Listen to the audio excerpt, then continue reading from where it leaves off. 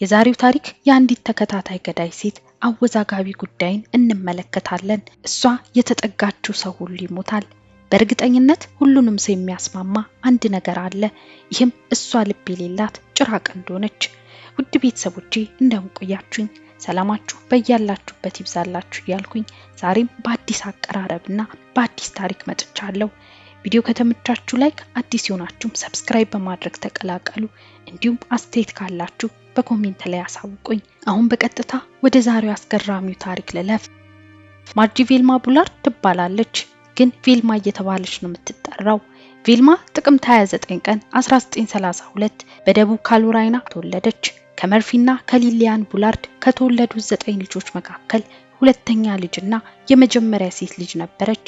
ቤተሰቡ በሰሜን ካሮላይና ውስጥ በፋይቲቪል አቅራቢያ በከባድ ሁኔታዎች ውስጥ ይኖሩ ነበር። ቤተሰቡ በሚኖሩበት አካባቢ ምንም የኤሌክትሪክ ኃይል አያገኙም፣ የውሃ ፍሳሽ አገልግሎት አያገኙም፣ እንዲሁም መጸዳጃ ቤት የሚያገኙበት እድል እንኳን አልነበራቸውም።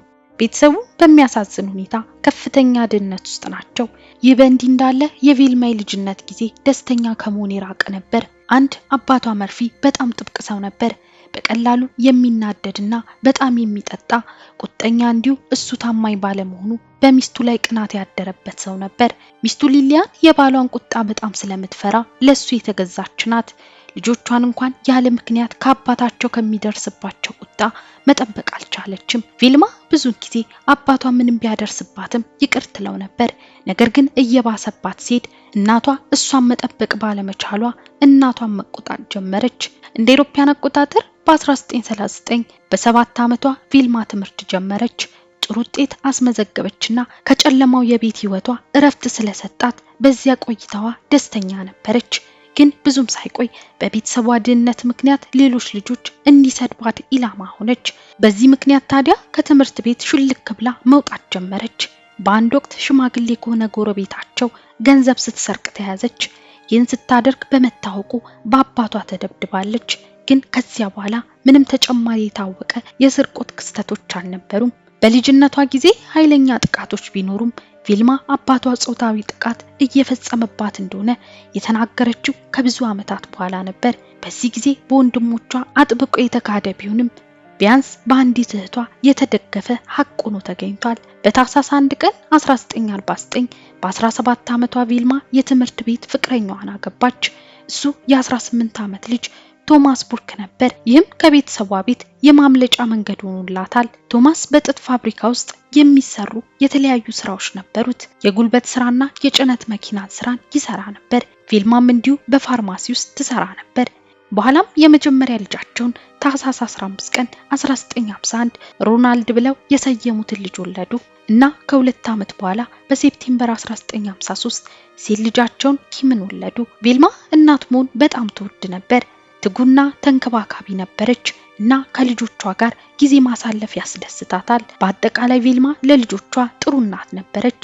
በዚህ ጊዜ ቶማስ ለለስላሳ ምርት የማጓጓዣ ሹፌር ሆኖ ስራ አገኘ እና ቬልማ በሌሊት ሄዳ የምትሰራውን በአቅራቢያ በሚገኝ የጨርቃ ጨርቅ ተክል ውስጥ ስራ አገኘች። ይህ በፓርክተን ውስጥ ወደሚገኝ ትንሽ ግን ምቹ ቤት እንዲዘዋወሩ በቂ ገንዘብ አስገኝቶላቸዋል። ብዙ አስደሳች የቤተሰብ ህይወት ያሳለፉት ቤት ነበር። ይህ አስደሳች ህይወት ግን መለወጥ የጀመረው ቬልማ በ31 ዓመቷ የማህፀን ቀዶ ጥገና የተደረገላት ጊዜ ነው። ቀዶ ጥገናው በጤንነቷ ላይ ከፍተኛና አሉታዊ ተጽዕኖ አሳድሮባታል። እናም በዚህ ምክንያት ባህሪዋ በጣም ተለወጠ። ጭንቀት፣ ድብርትና ከባድ የጀርባ ህመምን ጨምሮ በሌሎች ህመሞች ትሰቃይ ጀመር። በተመሳሳይ ጊዜ ቬልማ ሁል ጊዜ የምትቃወመውን መጠጥ ቶማስ የበለጠ መጠጣት ጀመረ እና በ1965 ዓ.ም ቶማስ የመኪና አደጋ ደረሰበት። እሱ ያለው በመኪና ውስጥ ተኝቶ ሳለ አደጋው እንደደረሰበት ነው። ነገር ግን ቬልማ ጠጥቶ እንደሆነ ታምን ነበር።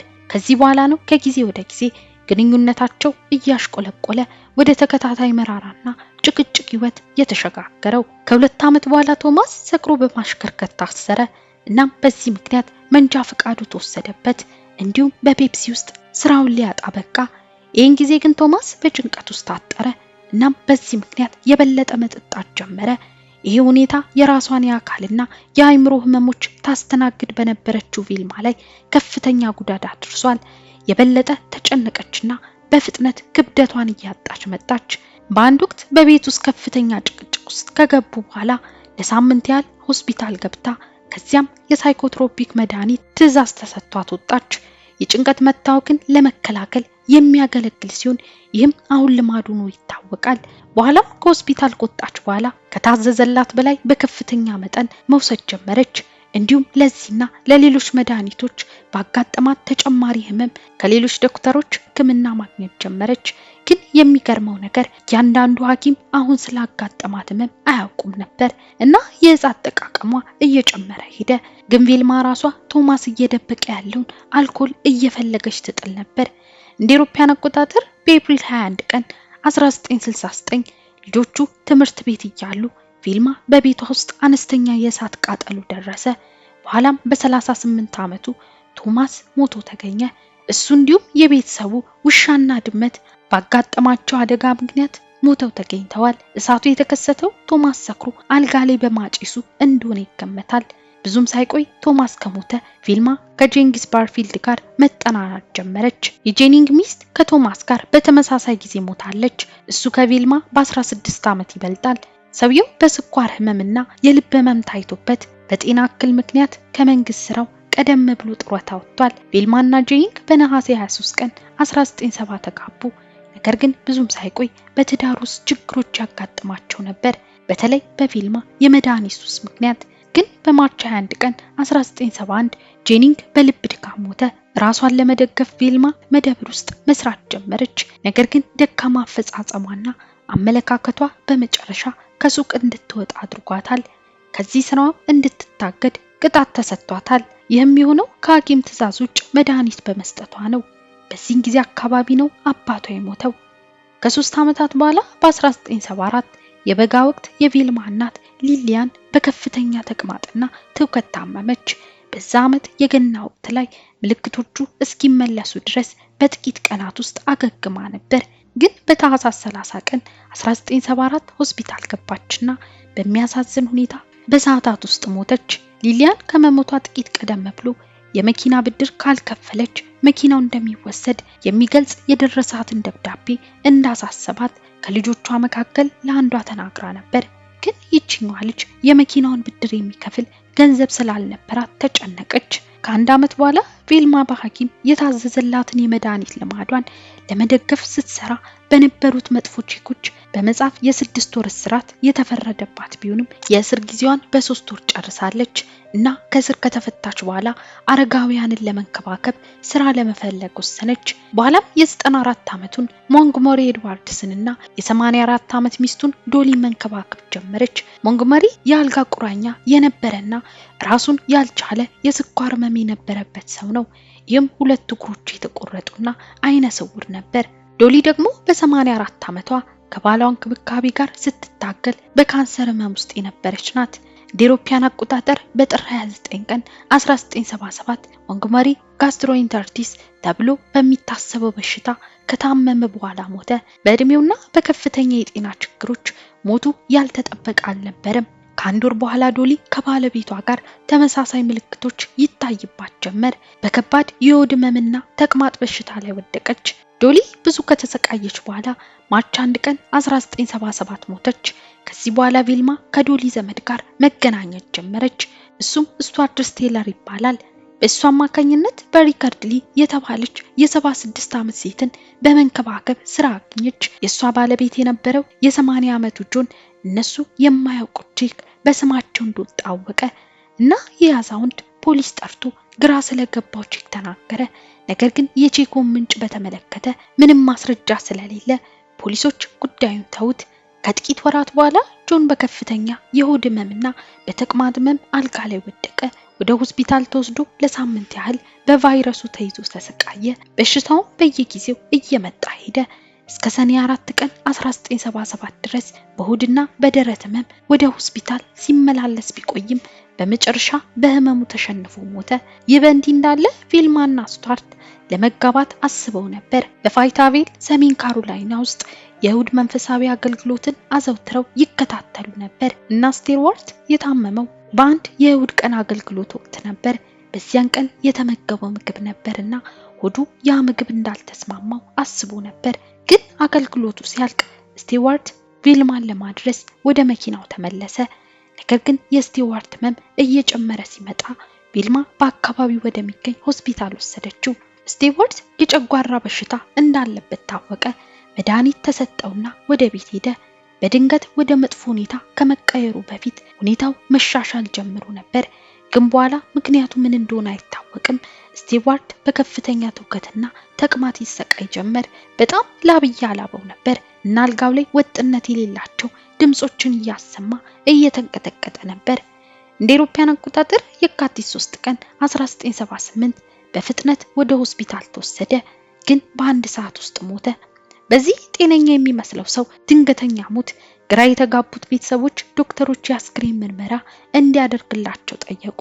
የሉምበርተን ፖሊስ ዲፓርትመንት የአስክሬን ምርመራ መርማሪ ቤንሰን ፊሊፕስ ውጤቱን በመጠባበቅ ላይ ሳለ አንዲት ሴት ስልክ ደወለችለት። ሴቲቱ ይህ ግድያ እንጂ ህመም እንዳልሆነ ተናገረች። በተጨማሪም አንድ ሳይሆን በርካታ ግድያዎች እንደተፈጸሙ ነግራው ስልኩን ዘጋች። መጀመሪያ ላይ ይህንን እንደ ቀልድ ጥሪ ውድቅ ሲያደርግ የነበረው መርማሪው ሴትየዋ ለሁለተኛ ጊዜ ደውላ ይህን ስትነግረው በቁም ነገር መመልከት ጀመረ እና የሱ ሞት ብቻ አይደለም የተጠቀሰው ቪልማ እናቷንም የገደለችውን እውነታም ጭምር ተጠቁሟል። በኋላም ይህ መርማሪ የደዋዩን ማንነት ሲያጣራ ከቪልማ እህቶች አንዷ እንደነበረች አረጋገጠ። የአስክሬን ምርመራ ውጤት ሲጠናቀቅ ስቲዋርት በአርሴኒክ መመረዝ እንደሞተ ተረጋገጠ።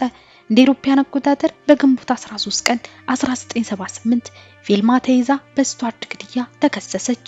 ከተያዘች በኋላ የሁለተኛዋ ባለቤቷ የጂኒንግ ባርፊልድ አስክሬን እንዲመረመር ተደረገ። እንዲሁም እሱም የአርሴኒክ መመረዝ ምልክቶች እንዳሉበት ታወቀ።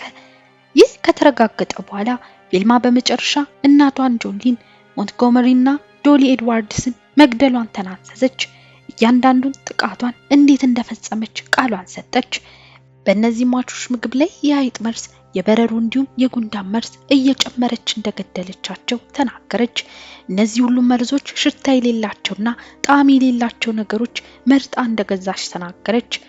እሷ ማንንም ለመግደል አስባ እንደማታውቅ ፍላጎቷም ለረጅም ጊዜ እንዲታመሙ ብቻ ፈልጋ እንደነበር ተናገረች።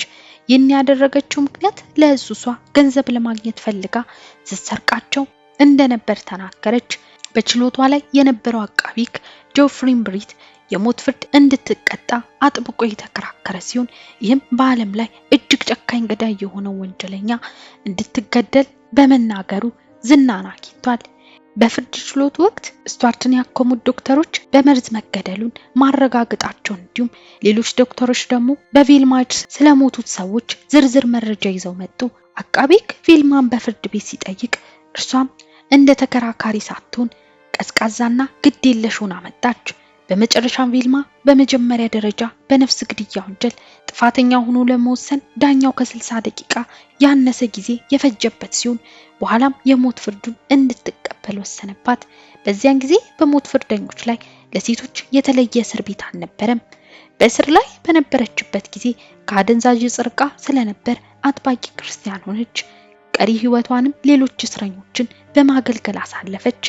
በኒውዮርክ ዩኒቨርሲቲ የሕክምና ትምህርት ቤት የስነ አእምሮ ፕሮፌሰር የሆነችው ዶርሲ ኦትናል ሉዊስ በሰጠችው ምስክርነት በሞት ፍርዱ ላይ ያልተሳካ ይግባኝ አቅርባለች። እንዲህ ስትልም ተናግራለች። ቪልማ በማንነት ዲስኦርደር እየተሰቃየች ነበር ብላ ተናገረች እና ቪልማ ቢሊ በመባል የምትታወቅ ሁለተኛ ስብዕና ነበራት። ፕሮፌሰሯ ቪልማ የጾታ ጥቃት ሲደርስባት ቢሊ በዳዮቿን እንደገደለች እንደነገረቻት ገልጻለች። ግን ዳኛው ይግባኙን ውድቅ አደረገው። በመጨረሻም ቪልማ ሁሉም ሰው ብዙ ስቃይ እንዳሳለፈ አውቃለሁ እና አዝናለሁና እነዚህን ሁሉ 6 ዓመታት ሲረዱኝ የነበሩትን ሁሉ ማመስገን ፈልጋለሁ ብላ 52ኛ ዓመቷን ካከበረች ከ4 ቀናት በኋላ ቪልማ ገዳይ በሆነ መርፌ ተገደለች። በልጇ ጥያቄ መሰረት ከአባቱ ቶማስ ቡርክ አጠገብ በሰሜን ካሮሊና ሩቅ በሆነ የመቃብር ስፍራ ተቀበረች። ከመሞቷ በፊት ለልጇ ሮኒ ቶማስን እንደገደለችው ተናግራለች። ስለዚህ ግድያው ተብሎ የሚታመነው በመኝታ ክፍል ውስጥ ቶማስ አልኮል ባስቀመጠበት ቦታ እሳቱን በማስነሳቷ ነው። ሌላው እናቷ ለመኪና ብድር ለመክፈል ያስቀመጠችው ገንዘብ የወሰደችው ቪልማ ነበረች። እንደ አውሮፓውያን አቆጣጠር በ1976 የሞት ቅጣት እንደገና ከተጀመረ በኋላ ቬልማ በዩናይትድ ስቴትስ ውስጥ የተገደለችው የመጀመሪያዋ ሴት ነበረች። እንዲሁም በገዳይ መርፌ የተገደለችው የመጀመሪያዋ ሴት ነበረች። ውድ ቤተሰቦቼ ለዛሬ ያዘጋጀሁት ቪዲዮ ይህን ይመስል ነበር። ቪዲዮ ከተመቻችሁ ላይክ፣ አዲስ ይሆናችሁ ሰብስክራይብ በማድረግ ተቀላቀሉ። በሌላ አዲስ ታሪክ እስክንገናኝ ድረስ ቸር ቆዩልኝ።